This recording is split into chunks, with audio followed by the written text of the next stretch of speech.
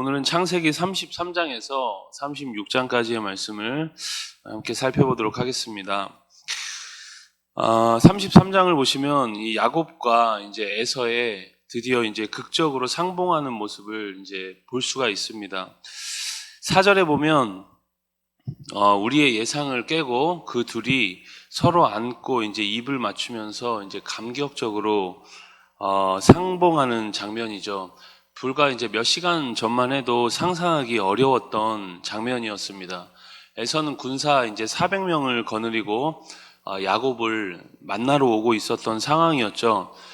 만약에 평범하게 이제 야곱이 보고 싶어서 그냥 오는 것이었다면 뭐 400명의 군사를 거느리고 올 이유는 없겠죠. 분명 에서도 이제 싸움에 대한, 야곱을 만나면 전쟁이 벌어질지도 모른다라는 그 마음을 가지고 만나러 왔을 겁니다. 그런데 어떻게 지금 그들은 마치 이산가족이 만나듯 극적으로 상봉하는 모습을 보여주고 있는 걸까요? 에서가 이제 야곱이 미리 보낸 예물을 보고 분노가 풀렸을까요? 물론 그 정성이 어느 정도 효과를 거두었을지도 모르겠습니다. 그러나 근본적인 이유는 이제 야복나루에서 이제 하나님과 만난 이 야곱의 사건 때문이었던 것이죠. 야곱의 문제는 다른 데 있었던 것이 아니라 하나님과의 이제 관계에 있었던 겁니다. 그 관계가 회복되면서 이제 에서와의 관계도 이제 자연스럽게 기적적으로 이제 회복이 된 거죠. 사실 따지고 보면 인간의 모든 문제는 하나님과의 관계에 있습니다. 처음에 아담의 문제도 그랬고 우리 인류 역사에 보면 모든 문제는 하나님을 떠난 데 있는 것이죠. 오늘 우리가 많은 문제에 직면합니다.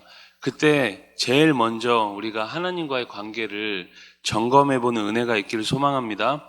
여러분, 야곱은 7번 땅에 이제 머리를 굽히면서 에서에게 나아갑니다. 그러니까 최대로 형을 예우하면서 지난날의 잘못을 뉘우치는 참회의 모습도 함께 보여주고 있는 것이죠. 에서가 야곱을 용서한 것은 분명 하나님의 은혜가 가장 컸다, 하나님이 그 마음을 만지셨다라고 이야기할 수 있지만 동시에 야곱 자신도 철저하게 자신을 낮추면서 이제 겸손하게 행동한 것도 중요한 이유가 될 수 있었겠죠. 여러분, 이렇게 아름다운 상봉이 이루어진 후에 그들은 이제 각자의 길을 가게 됩니다. 이어서 34장은 이 야곱 가족이 이제 세겜이라는 곳에 머물 때 벌어진 이야기입니다.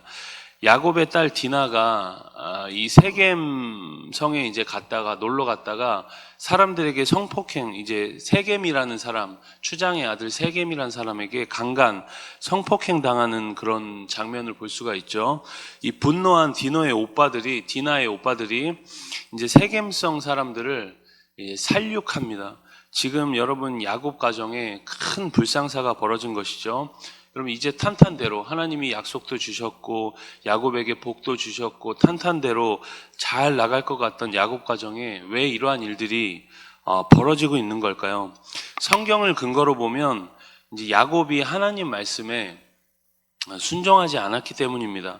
야곱은 지금 세겜이라는 곳에 머물 것이 아니라 베델로 가야 했습니다. 약속의 땅이었던 베델, 하나님의 명령이었던 것이죠. 우리 35장 1절 말씀을 같이 읽겠습니다. 하나님이 야곱에게 이르시되 일어나 베델로 올라가서 거기 거주하며 내가 내 형 에서의 낯을 피하여 도망하던 때에 내게 나타났던 하나님께 거기서 제단을 쌓으라 하신지라. 뭐라고 얘기하고 있죠? 베델로 가라고 그렇게 분명히 하나님 말씀합니다. 야곱이 만약에 하나님 말씀대로 처음부터 베델로 올라갔다면 상황은 조금 달라졌겠죠. 그런데 야곱은 세겜 땅이라는 곳에 머물렀습니다. 그곳이 얼마나 이제 베델보다 살기 좋았는지는 모르겠지만 분명한 건 그 자리는 하나님이 야곱에게 원하는 자리가 아니었던 것이죠. 여러분, 우리 삶에도 마찬가지입니다. 여러분, 아무리 좋아 보여도 우리에게 하나님이 원하신 자리가 아니면 그것은 좋은 것이 아니라는 겁니다. 우리가 분명 감당해야 될 삶의 자리가 있습니다. 그것이 우리의 사명지가 되는 거죠. 내가 감당해야 될 가정이 될 수도 있고 또 교회가 될 수도 있고 아무도 알지 못하는 이제 베델과 같은 사명의 땅이 누구에게나 다 있다는 겁니다. 그런데 우리가 여러 이유를 대고 그 자리로 하나님의 명령에 따라가지 않고 그 자리로 가지 않는 거죠. 그럼 하나님의 은총을 경험할 수 없다는 겁니다. 오늘 우리가 사명의 땅이 어딘지를 잘 분별하고 감당하는 은혜가 있기를 바랍니다. 이제 여러분 35장부터 이삭과 야곱의 주요 생애가 이제 마무리가 됩니다. 야곱의 가족이 이제 세겜 문화를 버리고 결국 이제 베델로 올라가게 되죠. 베델은 세겜에서 남쪽으로 이제 48km 정도 되니까 그렇게 먼 거리는 아닙니다.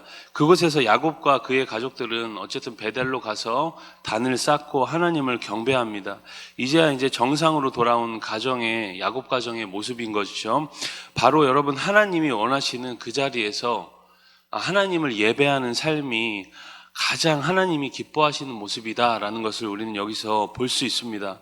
16절 이하에서는 이제 라헬의 죽음과 관련된 이야기를 다루고 있습니다. 두 번째 아이 이제 베냐민을 낳다가 이제 죽게 되죠.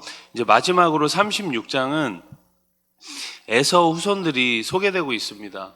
1절부터 19절까지 세일산에 거주한 에서의 후손들, 20절부터 30절은 호리 족속의 계보를 기록하고 있습니다. 창세기 25장 23절에 보면 말씀하신 대로 리브가 태중에 두 민족이 있다 하셨던 그 말씀대로 역사 속에서 이제 그 모습이 그대로 성취되고 있는 거죠. 야곱은 야곱 가족대로, 에서는 에서 가족대로 두 민족이 이제 번성하고 있는 모습입니다.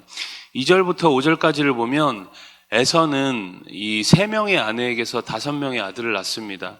야곱의 아들들만큼은 아니었지만 그 후손의 규모가 야곱 후손의 규모와 이제 비슷해지죠. 그런데 중요한 것은 이 후손의 수가 아니라 그들의 이름이 이제 성경에, 그러니까 에서 자손의 후손이 이제 이후에 성경에서 더 이상 나타나지 않는다는 사실입니다.